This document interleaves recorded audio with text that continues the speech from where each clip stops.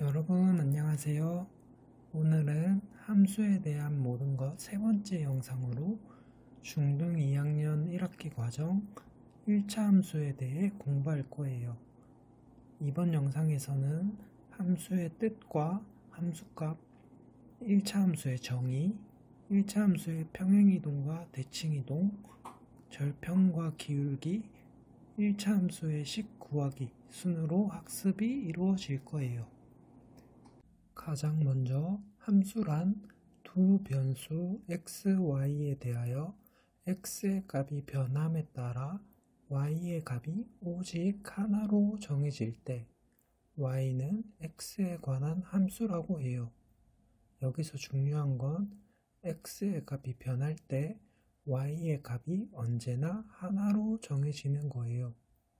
빠른 이해를 위해 예를 들어 볼게요. x가 자연수일 때 y는 x보다 이만큼 작은 자연수라고 하면 해당 문장은 함수가 될까요? x가 1이거나 2일 때는 y가 -1, 0으로 자연수가 아니기 때문에 y가 존재하지 않아요. x가 3일 때는 y가 1, x가 4일 때는 y가 2, 즉 x가 3보다 클 때부터 y가 오직 하나만 존재해요. 여기서 x가 3보다 작을 땐 식이 성립하지 않지만 그 이후 함수가 되기 때문에 y는 x에 대한 함수라고 말할 수 있어요. 다만 x가 3보다 크다라는 조건이 들어가는 거예요. 그럼 x가 자연수일 때 y는 x의 약수라고 한다면 x가 1일 땐 y가 1이지만 x가 2일 땐 y가 1, 2가 되고 x가 4일 땐 y가 1, 2, 4, 즉 여러 개가 될 수 있어요. 이럴 땐 y는 x에 대한 함수가 아니다 라고 하는 거예요.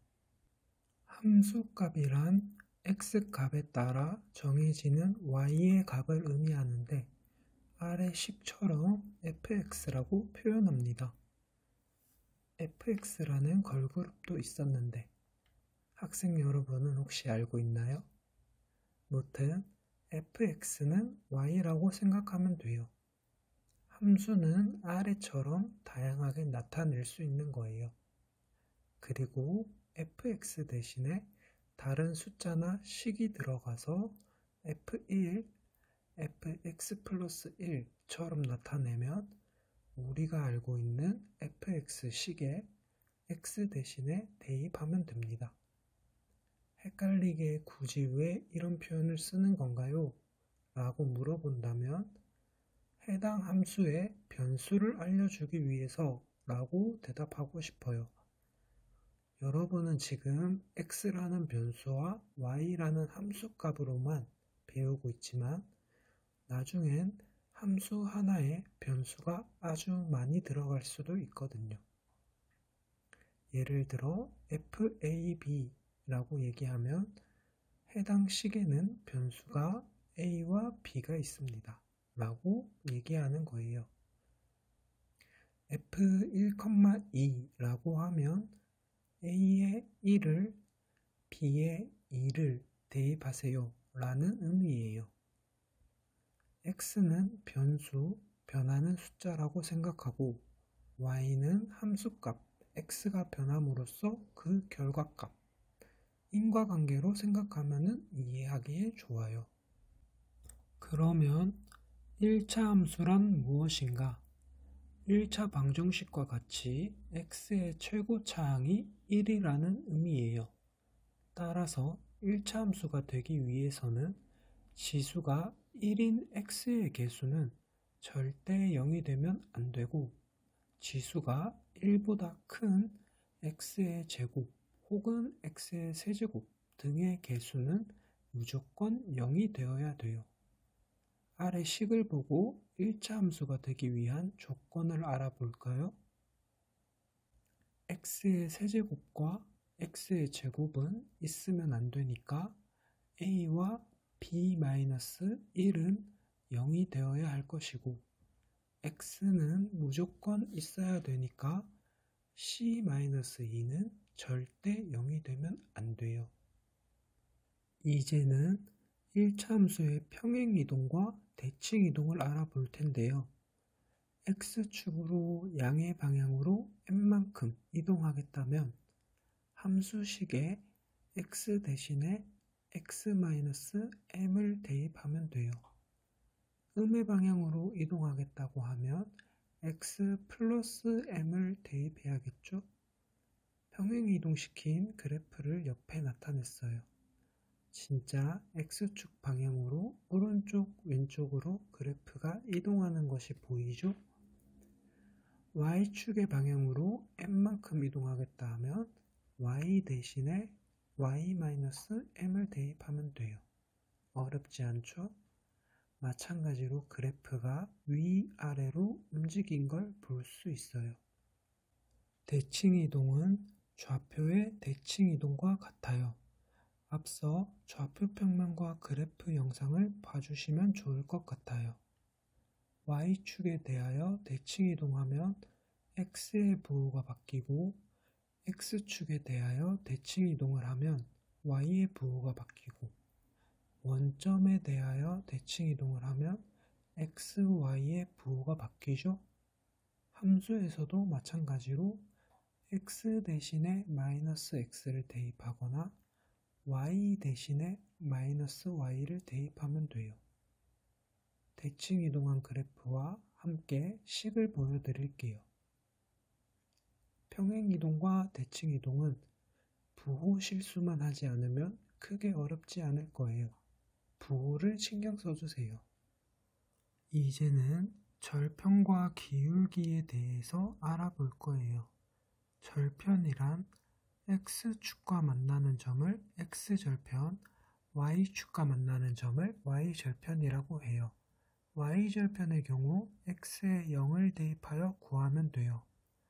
x절편의 경우 y좌표가 0이 될 것이기 때문에 y에 0을 대입하여 x값을 구하면 돼요.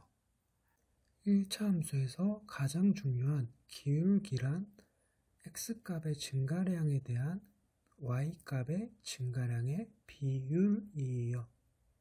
즉, x값 증가량분의 y값 증가량으로 구할 수 있어요.